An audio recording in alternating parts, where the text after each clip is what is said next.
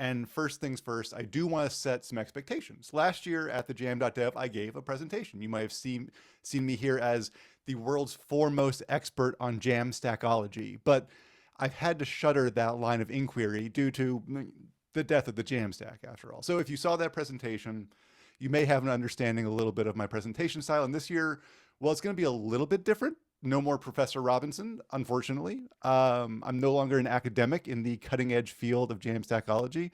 But much like last year, this will be a tech talk, and we will talk tech in this tech talk, but talking tech isn't the point of the talk about tech, right?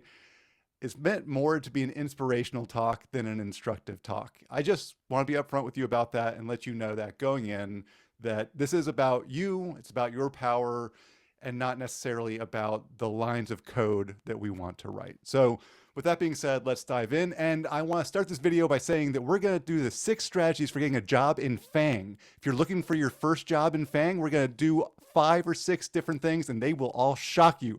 Before we get there, smash that subscribe button. Wait, no, wrong venue. That's not right. That's not what this is about. Let me try that intro again. Sorry. All right, here we go. Today, we're going to cover the 3 apps that you can create to become a millionaire as a junior dev. Before we dive in, be sure to buy my course, Devionaires, a guide to, wait, nope. Still wrong. I'm not an influencer. I'm just here giving a presentation about developers and their power, not about money. Okay, I got this. Here we go.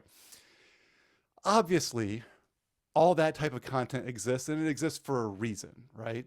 Being a developer is certainly also about money. I've made a good living as a dev and as a dev educator, so I absolutely get it, and I want you to go get your money.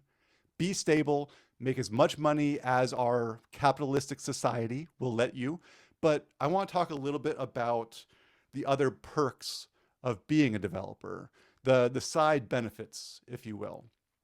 But before we can do that, I do need to address one big reality in our capitalistic web, this web that we find ourselves in. And it's good that it's called web because in a lot of ways, we're trapped. We're trapped in what I would consider to be a user hostile web. And if you don't believe me, take a look at Google, AI summaries that may or may not be correct. Google and Amazon have so many ads that you can't find what you're looking for. They're pointless, terrible, often spam-laden content on news websites. There's advertorial junk slowing our sites, slowing our apps. And if that's not enough, check this out. I actually write on legal pads. That's primarily where I do my writing for blog posts and where I do my writing for this script and this presentation and all sorts of stuff.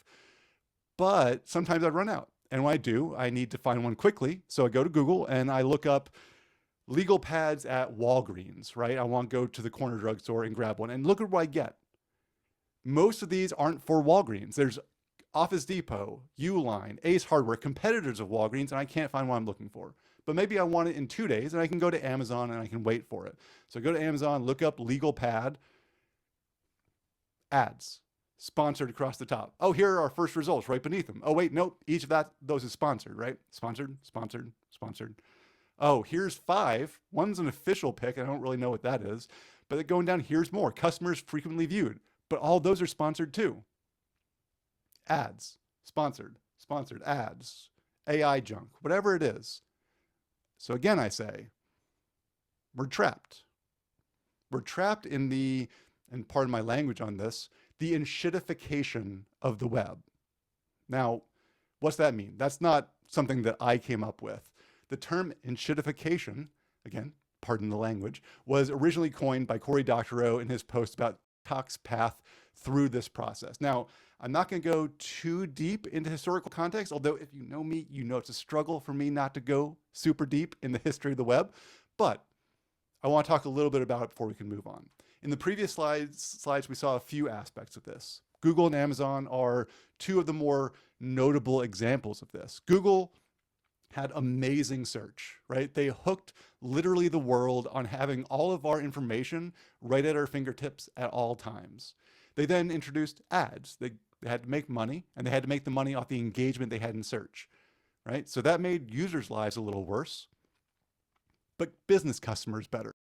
Then they let companies compete on branded keywords like Walgreens. I look up Walgreens legal pads because I want a legal pad from Walgreens, and I get a whole bunch of their competitors right away.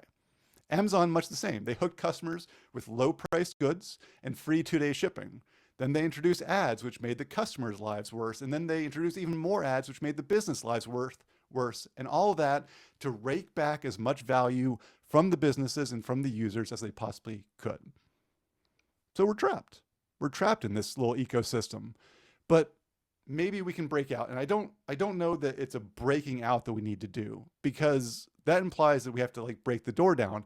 Maybe we're locked and we can unlock the gate that keeps us from a better experience. And as it turns out, perhaps developer knowledge be that key that can allow for us to unlock that gate for ourselves and maybe even for those around us as well. So let's unlock ourselves and let's start simple, and then we'll kind of increase in complexity as we go along. So we'll start by where we already are on the web. Now, I've been tweaking for a long time. Wait, okay. Right. I've been making changes to the website I use for, I don't know, a real long time. I mean, Bryan introduced me as saying just under 2 decades, and probably about that amount of time I've been making small changes to websites. Does anyone remember Firebug? If you're an old like me and used Firebug, maybe put something over in chat, make yourself one of those cloud things. Let me know, put a bug in the chat or put a heart or whatever it is. If you've used Firebugs, let me know. Anyway, Firebug was really a set of developer tools for the browser, and it made our work so much easier. I learned how to debug so well in Firebug. It was, honestly, I think it's safe to say it was revolutionary, but I didn't just use it for work, right? I also used it for other purposes, like reading Penny Arcade posts. And again, I've been around Penny Arcade since it started. The original site for Penny Arcade, and this is a web machine version of it, the original site was white text on a blue background. It would destroy my eyes if I spent more than maybe like 2 paragraphs on it. And the writer for Penny Arcade rarely wrote just 2 paragraphs. I'd want to read the whole thing, and I'd open up Firebug, find the text color, this background color, and I hit white. Black text on white background, and my eyes were better. Now, this is totally a personal issue for me, and I solved it in a very personal way. But I could do something because I knew the dev tools of the day. Now I have even more dev tools, and though their site is better, they can actually do inversions for me now, thanks team over there. I now can go even further and do more things with the browser tools that I have available to me. For instance, I have a 9-year-old son. He goes to camps. I want him to be able to read through camp things, but I also want to limit his screen time. So I went to the summer camp website, I opened up DevTools, just started ripping things out, right? Header, gone. Footer, gone. Font sizes changed. Margins changed. All these things because the website didn't have a print style sheet, and I needed to print this out. And I wanted to not waste 16 pages of paper. I didn't want to waste all of my color ink. So I made sure that it was as small as possible and that I removed as much of the extraneous stuff as possible so that my son could read it and not have to be on a screen. Again, very, very personal. This might not seem like much, but it's something that a non-developer won't be ready to do, right? Let's keep moving. Remember those pesky AI summaries that I showed before? These simple tweaks that we can make just in like dev tools are things that we can kind of fix systemic issues as well. Every time I search, I typically get an AI summary.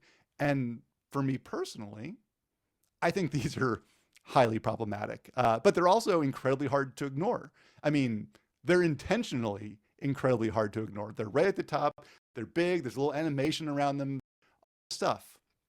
So I try to ignore them.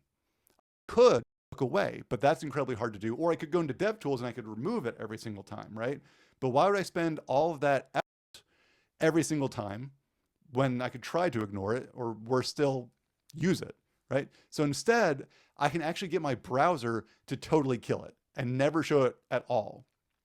But before we dive into that, I feel like giving two little tips before, I can now do a little aside and go into historical context and modern rants, right? I really want to teach a little bit about the history. I really want to come and give you some points of view on this. So I want to talk about CSS.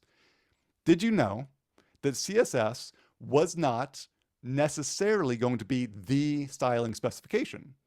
When it was created, there were other style options. There were other specifications being written and competing to try to find their way in. And do you know why CSS succeeded where the others failed? A big part of it was the cascade, the bane of JS bros everywhere. The assumption, which is an interesting one, was that users would want to have their own style sheets and that those should have the highest priority. And that's why we've got the cascade, so that a user style sheet can work its way in and be what takes over. It adds a sense of agency to the user, which I think is a really cool rationalization for it. And I really enjoy it. But over the years, the easy ways of having your own little style sheet for the web became harder and eventually were replaced and removed from the browsers. Now imagine I could write a CSS file that hid this garbage and this garbage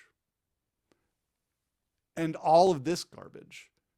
Imagine I could hide all of that just for myself. And well, you know, come to think of it, all those things are how Google makes money.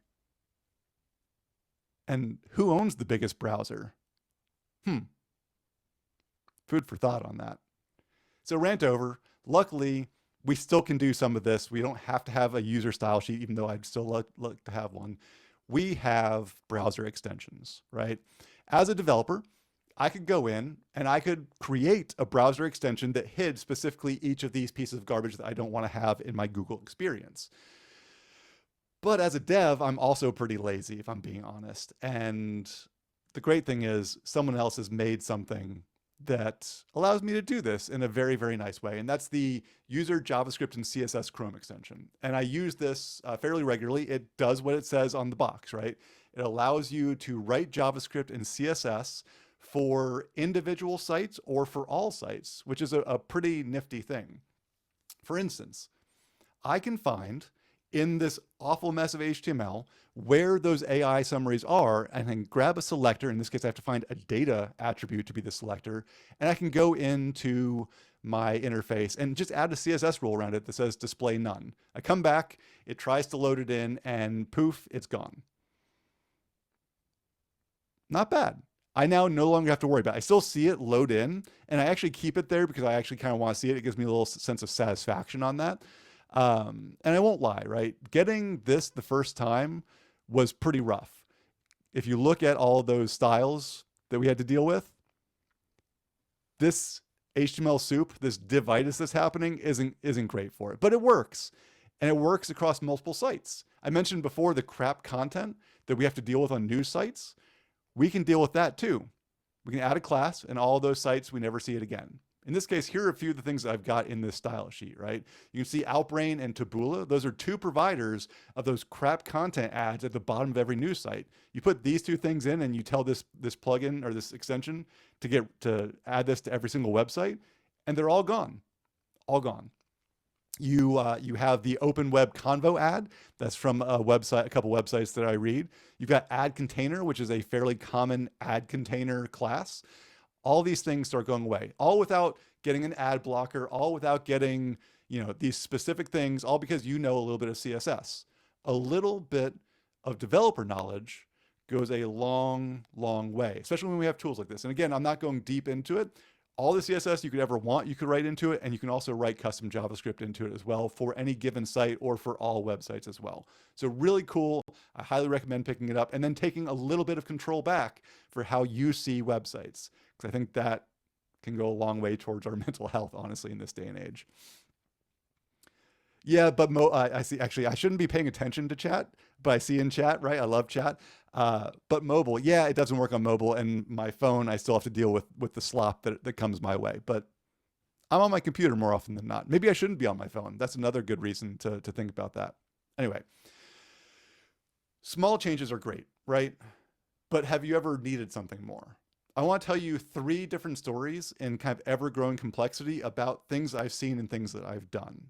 You can make your own apps, you know. First is a personal story. Here's an app that I played around with a few years ago. Primarily, this was a chance for me to learn some new technology, but I also wanted a place to store my own bookmarks, right? Just for me. It started life as a demo I made for a hackathon where I wanted to use iOS shortcuts to build Netlify sites. I wanted to actually send that in. And then I wanted to be able to send it a URL and automatically have it scrape some information and pass it into a database. And then I wanted a place to display it. And then I wanted a place to search through it. Each of these little pieces came individually, but arose from individual pieces of my personal needs. And honestly, a bit of my own desire to play with code. Are there bookmarking sites out there? Absolutely. But none of them I really wanted to deal with or honestly pay for or get marketing details and marketing emails from. I don't really want that. From a tech perspective, this site currently uses Eleventy as a static site generator. It uses Sanity as a headless CMS, and I used Fuse.js for the search functionality. Now, this app would never be something that I could sell. It's got a whole bunch of drawbacks to it, but I personally don't mind them.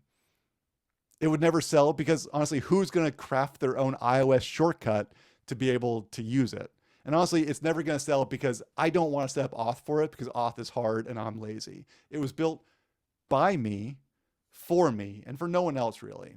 And speaking of by me, for me, on to story number 2. This one isn't about me, great, although I'll start about me a little bit. I wish I had some interesting visuals for this, but unfortunately those have been lost to history. And I want to start by saying I used to run a local meetup in Memphis called the Memphis Web Workers. We did monthly front end and design meetups. We'd average, 30 or so folks a month. And about, I don't know, maybe a year in, we got a new dev that started attending. And he came most months. And that's not really weird or unusual. That's kind of the hope, right?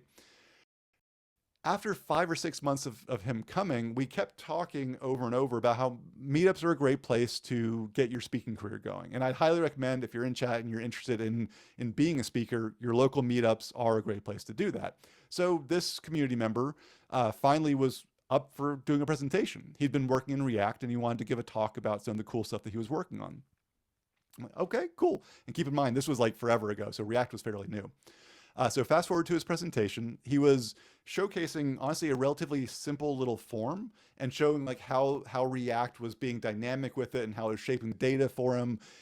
And as it turns out, it was for auditory testing. And again, as it turned out, this community member wasn't a full-time developer. He was an audiologist, and he'd made a quick app because of the tools that he had to do his job and to do the quick things he needed to do while doing this testing were so bad that he needed a way to do things quicker. Now, don't worry, this data never touched the server. The app was not having to deal with HIPAA. No HIPAAs were injured in the making of this app. But the cool thing about this was a non-developer who had developer tools and skills was able to be happier in his job by playing with code to get there. And he hadn't originally started playing with code just to work at his job. He was playing with code because he was interested in it, and it gave him the tools to do something better in his day-to-day life. Pretty cool, I think. Story 3, it's about me and my father. My father is a big fan of tasting beers. He's been using an app called Untapped for a long time. I, on the other hand, don't quantify my life in quite the same way. So I have 1 beer in Untapped, and most of that was for my testing. Anyway, Untapped was built many years ago so that people could check in the beers that they were registering, give them ratings, keep track of them. But it's old, and it shows a little bit. It's slow. It still primarily runs on jQuery for the front end, which, hey, I love jQuery, but it's not exactly what you'd use nowadays. And honestly, at this point, it's also relatively user averse. They spent most of their development time, instead of working on the actual user aspect of it, building things for bars so that bars will have people buy more drinks, right? Enshitification in progress there. So for Christmas each year, my wife and I live in Michigan. We would bring him beers from local breweries up here so he could taste them. And when he was out and about, he would like to taste new and interesting beers, and he needed a way to find it, right? And the search functionality in Untapped was awful. It was slow. It didn't really find things very well. And so my father, being the tech savvy person that he is, but not necessarily the developer, he did what he could. He made a Google spreadsheet, right? And so he put all of his beers in there, he put information in there, and then it was manually updating in both. He'd check into Untapped and then come and add it over into Google Slides. And I looked at that and I thought, wow, what a waste of time. Can I do better for him? So 2 years ago, I decided to try to put something together for him, something interesting for a little Christmas present. And I remembered there used to be an API. So I jumped online, ready to go. I had a new Astro project, I think, ready to go and ingest the data. I was like super gung ho about it. And I got to their API docs. I read to make sure I could get the information I needed. And then I went and I couldn't get an API key. And I see Ray Camden in chat is already talking about, yeah. Due to bad actors, the API had been shut down. Now, I'm not sure what those bad actors were doing that a nice little rate limit couldn't solve. But, you know, okay, it was worth a shot. I guess I'm not going to be able to get this done. I'm going to move on with my life. Not a big deal. My dad can write in Google Sheets. Fast forward a year to the next Christmas, and as usual, I start thinking about it again. I start wanting to play with it again. And I say, hey, if he's already in Google Sheets, maybe I'll move him to Airtable. I've been playing with Airtable at Orbit where I was working at the time. I said, I can set up an Airtable. I spent a couple of evenings getting his beers in there and then starting to play with the front end. And then I really thought, hey, this isn't the full thing, right? He's still going to be doing the data entry twice. For the work that we're going to have to put into this isn't worth it. No, let's just can it. Fast forward another year and I'm like, I'm a developer, right? I can do this. I'm powerful. I know this can be done. It's time for me to get it. And I did. I got it done. And no one will ever, ever, ever want this code for any reason ever. I don't know that I've written such like spaghetti strings of code since I was a junior dev, since I was really a designer learning how to be a developer. But writing a code base that was never intended for mass consumption was actually like super freeing. And here's the thing, it worked, right? It worked in a way that my dad and I are actually still iterating on a couple months later. I'm incorporating new features and requests from him. I'm fixing my broken scraper way more than I'd like to, because again, the front end's pretty rough, but we got breweries, we've got sortable tables, we've got ratings, we've got average ratings, we've got states that he's visited, we've got all sorts of cool functionality in it. And I was able to do it because I'm a developer, right? Here's a real quick look behind the scenes. The site's built in Astro. In fact, it's using some new modern stuff in Astro. Like I've got a little thing in there for Astro actions because I'm learning that as I go. And then there's a folder of really, really, really, really bad code called my scraper worker. And it's got all of the little scripts that I wrote through the process. In fact, some of what I had to do because of the way that Puppeteer worked and some of the ways that Untapped worked is I actually wrote some of this and put it into a Chrome DevTools console and ran it in there to grab JSON from there. So I've had to do all of this work, and I've honestly learned a ton through the process. I learned Netlify functions don't allow for Puppeteer. So then I moved it from Puppeteer for my scraping to just a fetch request, and then I used Cheerio.js, which is basically jQuery for a string of HTML, to grab it. They're writing it in jQuery, I'm scraping it in Cheerio. Match made in heaven. I've got all this data. I've had a lot of fun with it. We've played around with it. I'm showing my dad new things about how he consumes his beer. And also, just because I guess I can make a guessing game out of the data now that I've got it. Once I have all this data, then I can do more things that are more interesting. So here I can kind of guess between what beer I think my dad will like. And I'm able to kind of show him his tastes as well. Like oftentimes, when we're talking about things, he'll say that he likes an IPA, but all of his ratings show that the lower the IBU, the lower the bitterness unit, the more likely he is to like it. So that's on him, whatever. Now I've mentioned a few times here, I made a game, I said the word play quite a few times, and that's because development can also do some other things for us, and they can make us powerful because code can also be play. And this is a big thing that I'm thinking about and working towards right now. And code is play. It's a weird thing to say at a developer conference, but play helps us more than maybe as adults we know. The act of creation for no other purpose than to see if we can is really a form of art and a form of play. And since I haven't given any philosophical references in this presentation, and if you know me, you know it's been a struggle for me not to do it so far, let's have a little philosophy here. I'll suggest this book for anyone who's interested in the power of play. It's called Play by Stuart Brown. There's a lot of really interesting information in this about how play is actually biologically wired into our brains and the brains of many mammals, and how play can actually create a state where something called neurogenesis is possible even in adults. Neurogenesis meaning the creation of new neurons and new connections between neurons in our brains, all via play. So by coding for no reason other than you can activate portions of your brain that will make you smarter and more resilient and honestly happier. Now, I want to say this to kind of sum things up and wrap things up here. You are powerful. You have knowledge that the average person doesn't have. Simply by the fact that you can open dev tools, you can do things that will appear to be magic to a non-developer.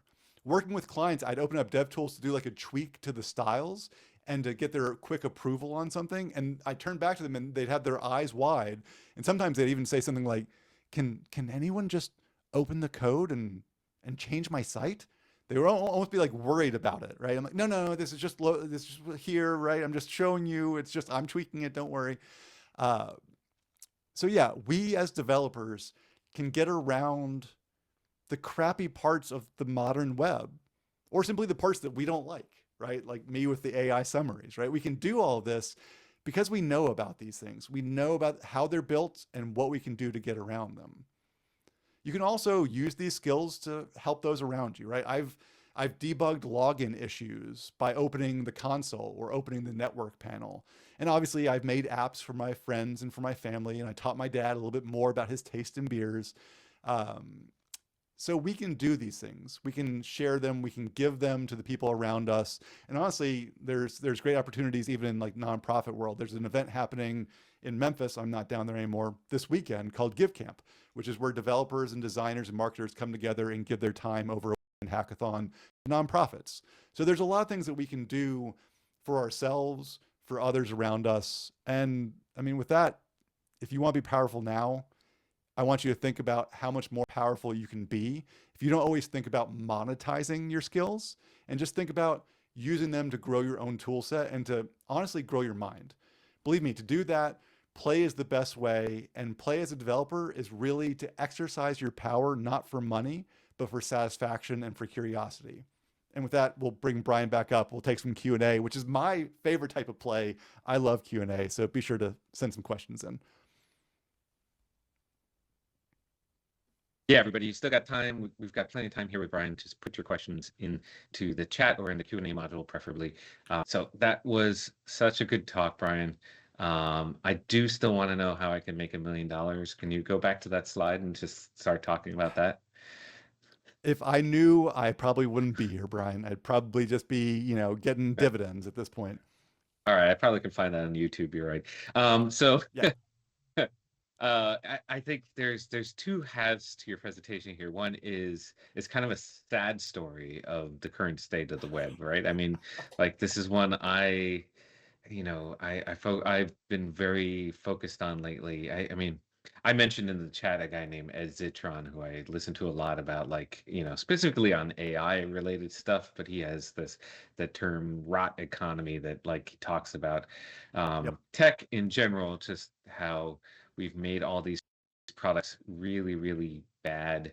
And if you got into, let's imagine Google started today with the product that they're delivering you, would that have really convinced you to use it? Probably not, right? Like, and same with, like, he talks a lot about Facebook, which I haven't been on since 2016. So like, it's, but I think they do get you kind of, like you said, trapped, and then make the product really, really bad. But you just don't seem to have an alternative, right? So yeah. And we've been saying for a long time, since well before some of these bigger things, right? Like the whole concept of if you aren't spending money, then you're the product, right? If you can't buy the product, then you are the product. Like that's kind of been a phrase that's been around since like the early 2000s. Like Mhm. we're in that zone. Yeah, we are. I mean, there's signs though to me like maybe we're headed in a better direction because like honestly, partly, I'm not speaking for the world. Obviously, if you weren't here for my intro, yes, I think the world is falling apart right now, and in tech is probably is not is leading the charge in there, unfortunately. But I think for the future of the web, there are some positive signs, even in that um, you see a lot more individuals like create taking instead of being part of some conglomerate of news that's not doing well, going off and creating their own newsletters, and it is creating a bit of a problem, like in terms of how do you manage all these subscriptions and choose where you give your money, etc. But I'd rather that than the alternative of like I have to give my money to this company that I really don't want, but just because I need access to this thing, you know. Yeah. Yeah. So I know it's not really a question there. I'm just like throwing stuff at you. Yeah. Okay, so Savannah did have a question. Um, Great talk. Love thinking of code as play. Do you have any tips for getting into the mindset of play? Yes. And actually, like, fantastic question. Super glad you asked that question. I can't recommend it enough. So like, here's the book. It's right next to me, right? Like, Play by Stuart Brown. Really great book. The TED Talk that was on that slide too. Like, really great TED Talk. But the big thing, I almost like want to open the book and like turn to the page, is that play is a unique situation, and part of like one of the big parts of it is that it is what he says is seemingly pointless. So you have to allow yourself to not worry, and that's a big ask, right? But I think that there's a lot of things, right? I also long ago read a book called Game Storming, which was like bringing games into business. Really great book. But I think if you look at it and think of what you're doing with your code as exploration, and as just pure creation, that the I mean the big part, right, is, and this is like my little capitalist screed here, right? But like, if you look at it and you say, I don't have to make money off of this, the minute you do that, you're removing a piece of it. And making money off of it could just be, I don't need to justify this to my day-to-day job, which I do firmly believe that all companies should be giving you time built in to play in code. That's a whole like 80/20 thing. Like that was a whole big deal for a long time. I do strongly believe that. And when you do that, you have to remember nothing may come of this. And that's okay. It's really about releasing the pent up tension of productivity. Productivity is partially at diametric odds with the idea of play. So it could be as simple as, and like again in this book, he talks about a lot of different types of play. Play isn't playing a board game necessarily. It can be. It's not going and playing a sport. It can be, he even says, like reading a book that you enjoy, or watching a TV show that you enjoy, or like these little things that you're doing to tell a story or hear a story, reading a good book. Sometimes when people have writer's block in writing fiction, and even when I have writer's block when I'm writing for technology, just free writing, right? Just like putting a blank piece of paper down and just letting your mind vomit out whatever it wants to vomit out. And that's a huge thing even in code, right? Like I showed you that folder of the scraper work. There's some code vomit in there, and it's terrible, and it kind of works. But it was just me exploring. It was me poking, me console logging, me debugging throughout the code, and just saying, what if I did this? And I think that's what if is probably the most powerful thing to get you into a play mindset. It's both imaginative, but it's also like explorative. And I think that's a big thing. I don't know. I'm allowing yourself the time in your daily schedule, in your hourly schedule, whatever it can be, your weekly schedule. It's important. And in fact, in the book, he even talks about there have been neurological studies around um, since play is so hardwired into our brains, we experience play deprivation just like we experience sleep deprivation. And just like sleep deprivation, if you've experienced it long enough, you have to recoup it and you need more than average to get over that deprivation. So a lot of interesting things, a lot of good, a lot of bad, but like allowing yourself to say what if and then exploring is one of the best ways, especially in code, to get over it. Yeah.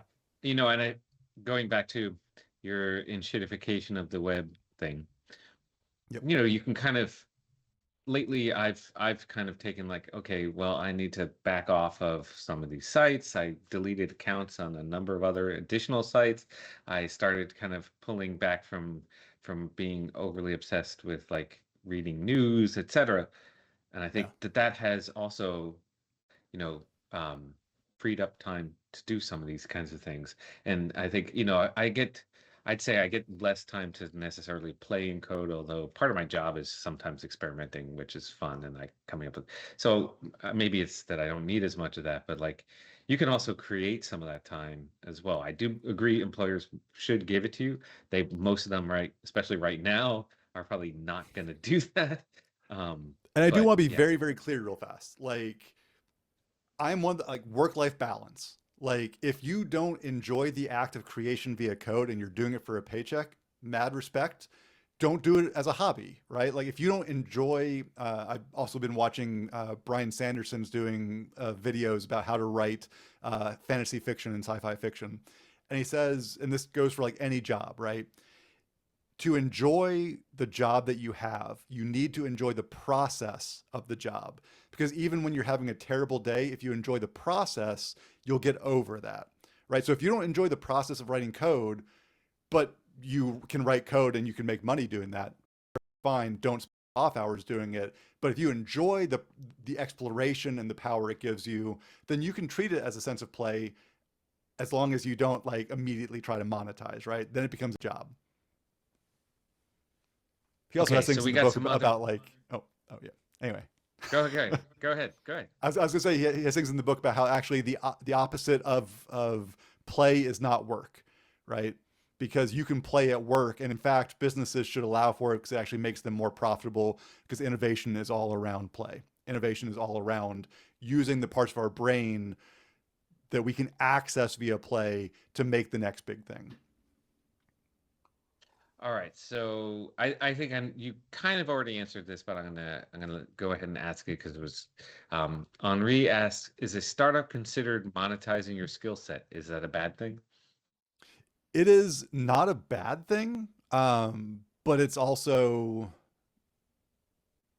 again, to have like two different conversations, right? Like, and I'm super into the idea of playing games and stuff like right now, so that's where my mind is a lot. But it is neither play nor is it this power that I'm talking about. It is its own power, and we are powerful as developers to craft a new business for ourselves, and so that's perfectly fine. Like I see plenty of indie devs out there that are making small products that are making really good things that they're able to make small money that then accrues, right? And that's super cool. And I'm not going to say you shouldn't do that, but it's also like that's not play, right? Maybe you play and you find something that you really want to like go forth and make a business out of, and that's cool.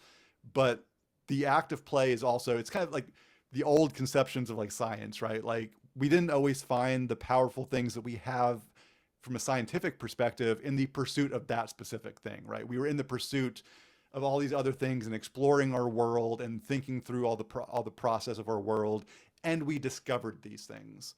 So oftentimes, honestly, this presentation today stems from the fact that I built that untapped thing for my dad. That gave me the inspiration, and I'm writing about it. I'm doing presentations about it. It's a big deal for me right now. So I discovered that via play.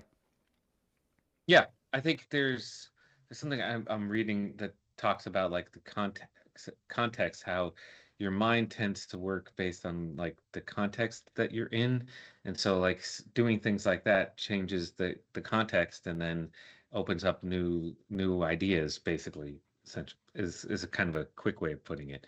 Yeah. And Um, again, like it's all like there's neurology behind it, right? They've done neuroscience studies on the way the brain functions during play activities, and the new connections get formed, right? It's not just new idea connections, it's literally new connections in your brain. So again, you become more powerful. Strike me down and I'll become more powerful than you could ever imagine, right? All right. We gotta always got to bring the Star Wars quotes to Yep. any conference, any developer conference. Rachel asks one last question. We only got a couple minutes here, but how do you convince your non-developer friends that they too are powerful? Sorry, that they too are powerful and can learn some of these basic skills. So many smart people I know say I could never code like it's some innate power you're born with. Brilliant question. Absolutely 10 out of 10 would recommend this question. So it's not always going to work, right? Like some people will say that and they'll be right. And that might be a self-fulfilling prophecy, but that's kind of what we have to deal with when we deal with humanity, right? But the thing about it is to show them teaching development is teaching development, whether it's to somebody who's 60 and has barely touched computers, or it's somebody who has only grown up on tablets and phones, right? It's what can I show them that gives them the feeling of power and the feeling of creation as quickly as possible. So like things like CodePen are huge. Things like opening up dev tools and saying like here, I mean, not on a complex site like Google's terrible, don't do that. But like showing and giving them that little taste of the power, and then saying we can grow from here. So I actually got to teach a few different years journalism students. I taught HTML and CSS, and these were kids, right? Even like the 6 years ago that it was, they were kids to me at that point too. And most of them didn't even know how to navigate their file structure on their computers. So like it was a challenge. But again, like we started in CodePen, which wasn't part of the curriculum. I changed the curriculum to have that. And we just started with like, I want you to write a paragraph. Here's how you do it. And look, it immediately appears here. We would move into CSS just a little bit, be like, you style it here and it changes over there. Super cool. And just kind of like build on that. It's the idea of an education of progressive disclosure and kind of growing this kind of base. But also, I said a long time ago that I'd never be able to learn JavaScript. It was an ugly language. I was perfectly content with HTML and CSS, and now I still like HTML and CSS more. But like I write JavaScript every day, and that's my main programming language. So we say I can't a lot, and it's important to say, well, no, you can't right now. You haven't learned. I tell my 9-year-old this all the time. You're not going to be good immediately. Like lower your taste level, but give those little bits, right? Like, look, you can do this. I promise you can do this, or show them how to my dad uses Google Sheets. Do some formulas, right? You can be powerful. That's programming. That's perfectly fine. Yeah, and I think you brought up something like with the CodePen example, but I think is one of those things that you can make it really accessible and powerful because you can build the web on the web, right? Like you can use the web to build the web. Like I can get in there and start coding in the console. I can start and things like that. Like it's just makes it really accessible to learn. Yep. Okay, so we are unfortunately out of time. I think we could go on and we dig into deeper philosophical topics like I or why, but we will leave that for another time. Yep. Bryan, this was so great. You had so many great comments in the chat. Like people just really, really felt empowered by your talk. So yes, yeah, good job.